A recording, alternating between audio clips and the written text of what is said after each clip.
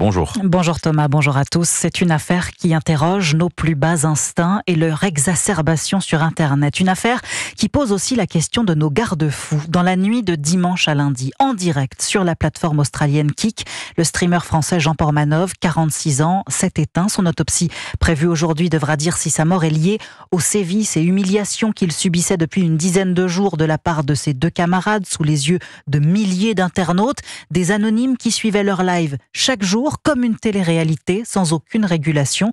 Pourtant, la France a bien une autorité dont la mission est de réguler ses contenus, l'Arcom, et elle était alertée depuis des mois, Alexis de La Fontaine. Oui, le 15 décembre, puis le 10 février, et à nouveau ces dernières semaines, les signalements à l'Arcom n'ont cessé de pleuvoir.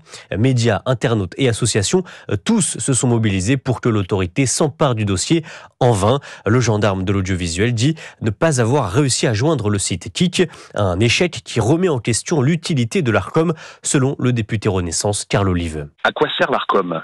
Quel est ce zèle ? Un exemple, encore une fois, qu'on a un certain nombre de sujets sur les régies autonomes en France. On veut faire des économies, commençons par fermer celles et ceux qui ne servent pas à grand-chose. Et force est de constater que l'Arcom doit se remettre en question. Avec 350 salariés et un budget de 50 millions d'euros par an, comment l'Arcom a pu passer à côté d'une telle situation ? Le gendarme de l'audiovisuel a-t-il intentionnellement fermé les yeux ? C'est une hypothèse soutenue par l'eurodéputé RN Mathieu Vallet. Il y a de la culpabilité au niveau de tout le monde pour ce qui s'est passé parce que ça se voyait qu'il n'était pas bien traité. C'était limite une bête de foire. On voyait tout. C'est pas quelque chose qui s'est passé en silence ou quoi. On voyait tout. Et il y en a beaucoup qui étaient impuissants, il y en a beaucoup qui ne voulaient rien faire, il y en a beaucoup qui appréciaient. Genre on se moquait de lui par rapport à ses dents. Et JP il s'énerve, ça me fume. Et juste toi ça te faisait marrer, tu voyais pas le mal derrière Non, parce qu'en fait lui aussi il se vexait pas. Voilà, parce que on arrive maintenant à ne plus distinguer la frontière finalement entre ce qui est scénarisé, ce qui est consenti et à un moment lorsque ça va trop loin. Pour essayer de résumer l'affaire, l'histoire, il s'agit de Raphaël Gravenne. Il a 46 ans, il est connu en ligne sous les pseudos Jean Portmanov ou JP. Il est décédé à Condes, c'est une commune qui est juste au-dessus de Nice, comme on dit, lors d'un live streaming. Ça faisait 12 jours en fait qu'il était avec ses deux compères du local, Naruto et Safine. JP était suivi, donc vous l'avez compris, par des centaines de milliers d'abonnés pour ses vidéos où on le voit subissant des violences, des humiliations. Lui-même était devenu connu à travers les jeux vidéo lorsqu'il se mettait lui-même en scène tout seul avant que ça se passe à 3, plus un quatrième qui lui, d'après ce que j'ai pu lire et voir, était quand même légèrement déficient, mais qui n'était pas là au moment du fameux live stream fatal. Les vidéos étaient diffusées sur différents sites, notamment le site Kik. C'est une plateforme australienne dont les règles sont beaucoup plus souples que d'autres, et en particulier de Twitch. Donc dans ces vidéos qui le montraient en constant avec ses compères, il y avait des violences, des humiliations, des jeux. Il y avait même des concours, d'après ce que j'ai pu voir, de strangulation, où on chronométrait la strangulation. Et alors ces jeux avaient des petits noms. C'était glotte, si j'ai bien entendu, ou thyroïde. Voilà. Et puis on faisait des clés, et puis l'ami JP, il tenait ou il tenait pas. Jusqu'au moment où, et on peut voir la scène encore, je crois, sur les réseaux sociaux, ils sont tous les trois endormis sur le lit, et puis le fameux JP, il est en travers du lit, il est sous la couette, il ne bouge plus, puis il y a l'un des comparses qui prend une bouteille d'eau, qui lui jette dessus pour voir s'il bouge. Là, ils se rendent compte qu'il y a vraiment un problème, et ça s'interrompt.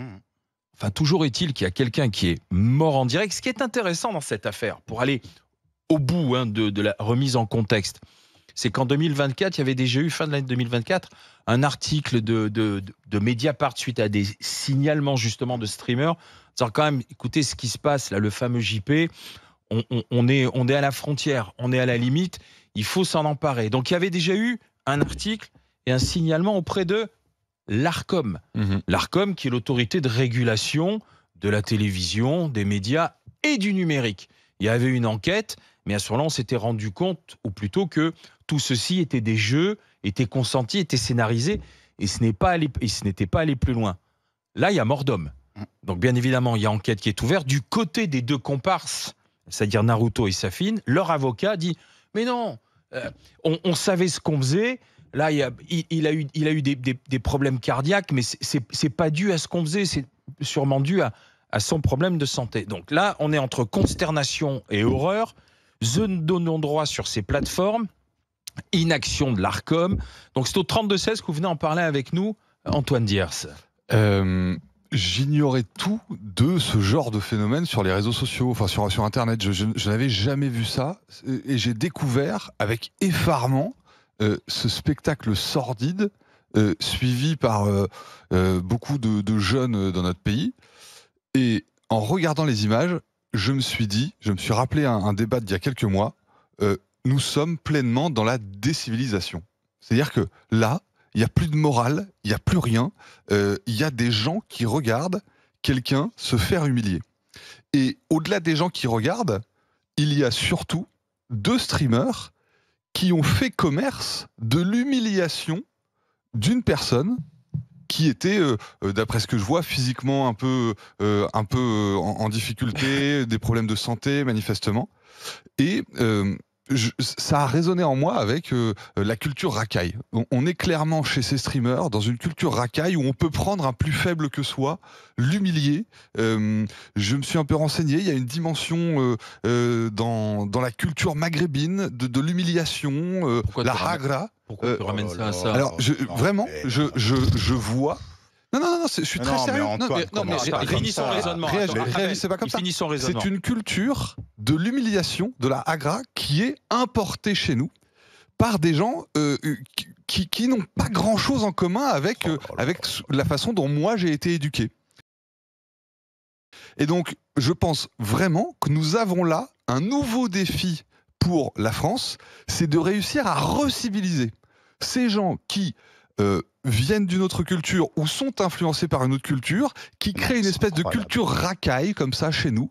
Eh bien, si nous ne parvenons pas à récupérer nos jeunes, si nous laissons les jeunes Français être intoxiqués par cette culture racaille où il est absolument normal d'humilier quelqu'un de plus faible, eh bien, nous allons vers la décivilisation, vers de plus en plus de phénomènes comme ça. Et vous aurez beau me donner toutes les analyses, je crois que c'est ça, c'est un problème de culture. Non mais Antoine, attends, on parle d'un streamer qui est mort et toi tu ramènes ça aux Arabes encore. Attends, on démarre à peine l'émission, tu parles de culture... Bah oui, parce que quand maghrébine, je pense pas avoir dit arabe. On sait très bien de qui tu parles. Pour recontextualiser, parce que tu vois, faut pas parler comme un idéologue sur ces sujets, faut connaître. Tu as dit en introduisant ton propos que tu as découvert ce phénomène. Oui, c'est un phénomène qui est là depuis longtemps. Donc, comme on dit, quand on connaît pas, mieux vaut être modéré. Pourquoi est-ce que les gens... explique-moi pourquoi j'ai tort, surtout, parce que là, pour l'instant, oui, mais je vais expliquer, parce qu'à partir du moment où tu connais pas un domaine, tu peux pas dire encore c'est la faute des Maghrébins. Il n'y a pas que des Maghrébins sur Kik. Le spectacle de la violence, le spectacle de la barbarie, le goût du sang, il va falloir peut-être que ça interroge d'abord les gens qui ont regardé, les gens qui ont donné de l'argent. Parce que moi, que ce monsieur et que les avocats de ces tortionnaires invoquent la liberté individuelle. Oui, la servitude volontaire, ça existe, j'en ai déjà parlé ici à d'autres sujets. C'est-à-dire qu'il y a des situations dans lesquelles des gens peuvent prétendre agir de façon libre, mais en réalité, ils répondent à une soumission, ils répondent à une emprise qui peut être l'objet d'une pression sociale.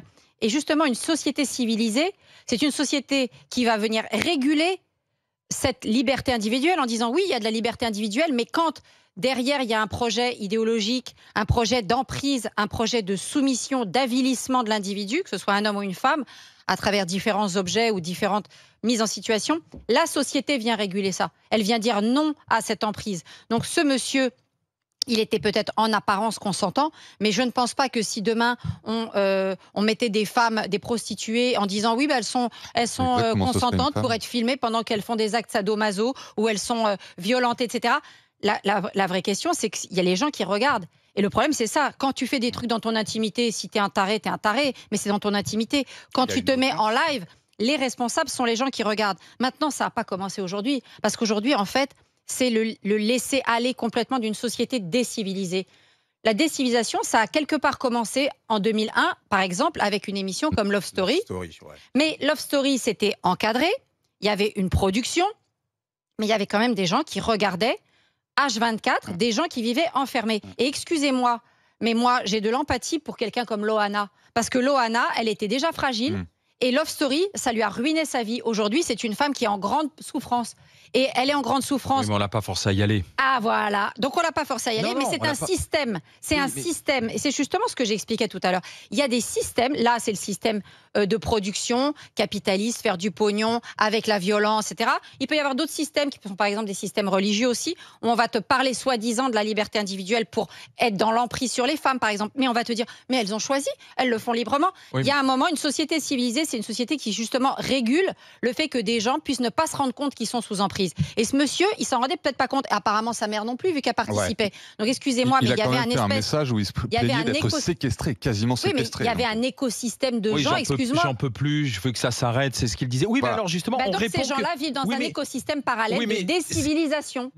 Le streamer français Jean Portmanov est décédé ce lundi lors d'un live sur la plateforme Kik. Si l'annonce de sa mort a suscité une vive émotion sur les réseaux sociaux, elle a aussi fait réagir le gouvernement qui a dénoncé une horreur absolue. Alors que sait-on des circonstances de sa mort et ses complices de live vont-ils être inquiétés? Raphaël Graven, connu sous les pseudonymes de Jean Portmanov ou JP, est donc décédé dans la nuit de dimanche à lundi à Contes, un village situé au nord de Nice selon le parquet. Un extrait d'un live diffusé sur Kik ce lundi, qui a largement été partagé sur les réseaux sociaux, montre selon des internautes les instants précédant sa mort et la découverte du décès de Jean Portmanov. Dans la vidéo que ses proches ont demandé à ne pas diffuser, on le voit inanimé, couvert d'une couette dans un lit aux côtés de deux hommes. L'un d'entre eux lance une bouteille d'eau en plastique dans sa direction. Voyant que Jean Portmanov ne répond pas, le live est ensuite coupé. Mais alors avant de revenir sur les circonstances de son décès et la réaction du gouvernement, ça me semble important de vous le présenter et de vous donner quelques éléments de contexte. Si vous ne le connaissiez pas, Jean Portmanov, aussi appelé JP, était un streamer âgé de 46 ans, ancien militaire, qui était suivi par des centaines de milliers d'abonnés. Il était connu pour faire des défis lors de lives avec d'autres streamers, principalement sur la plateforme Kik, comme des lives 24 heures sur 24, lors desquels il subissait des violences et des humiliations. Kik, c'est une plateforme australienne, concurrente principale de Twitch, qui est connue notamment pour ses règles de modération plus souples. Et donc je le disais, sur sa chaîne Kik, qui est au passage la chaîne française la plus suivie de la plateforme, il y avait également deux autres hommes, ses partenaires de live en quelque sorte, connus sous les pseudonymes de Naruto et Safin, qui étaient à l'origine plutôt spécialisés dans les contenus jeux vidéo. Et ce sont ces deux streamers qui humiliaient et violentaient physiquement et psychologiquement JP et un autre homme du nom de Koudou en situation de handicap. Sur certains extraits de live encore disponibles sur les réseaux sociaux, on peut voir Jean Portmanov sans protection se faire tirer dessus avec des projectiles de paintball, être frappé par Naruto et Safin ou encore être aspergé de liquide en tout genre. Bref, Jean Portmanov semblait être constamment dans le rôle du souffre-douleur tout en semblant y être consentant. Le site d'investigation Mediapart a publié une enquête sur cette chaîne Kik fin 2024 dans laquelle il décrit un véritable business de la maltraitance en ligne, un concept qui attire une audience considérable. Et ça, les streamers l'ont bien compris, motivés d'autant plus par la politique de rémunération de Kik qui est bien plus généreuse que les autres plateformes. Kik reverse en effet 95% des revenus aux créateurs de contenu contre environ 50% pour la plupart des autres plateformes. Ce que ça veut dire concrètement, c'est que les streamers peuvent gagner des montants assez importants grâce aux abonnements payants de leurs fans et aux dons reçus lors des lives. Selon des estimations de Mediapart, la chaîne a engrangé 13 000 € issus de dons des abonnés rien que sur le mois de novembre 2024. Et sur la vidéo censée montrer les derniers instants de Jean Portmanov, un compteur indique plus de 298 heures de diffusion, suggérant donc que le direct dure depuis 12 jours. Un autre compteur affiche un total de dons de 36 411 €. Selon plusieurs internautes, le streamer serait décédé à la suite, je cite, de 10 jours et nuits de torture. Certains viewers ont également mentionné des violences physiques extrêmes, une privation de sommeil et de l'ingurgitation de produits toxiques. Sur des images récupérées par Mediapart, on aperçoit notamment Naruto déguisé en Batman donner une claque à Jean Portmanov alors qu'une horloge indique 23h55. Cependant, pour le moment, on ne connaît pas les causes exactes de sa mort, une enquête et une autopsie sont en cours. Mais alors, est-ce que les autorités ont réagi? Bon, déjà, il faut noter qu'après la publication de l'article de Mediapart,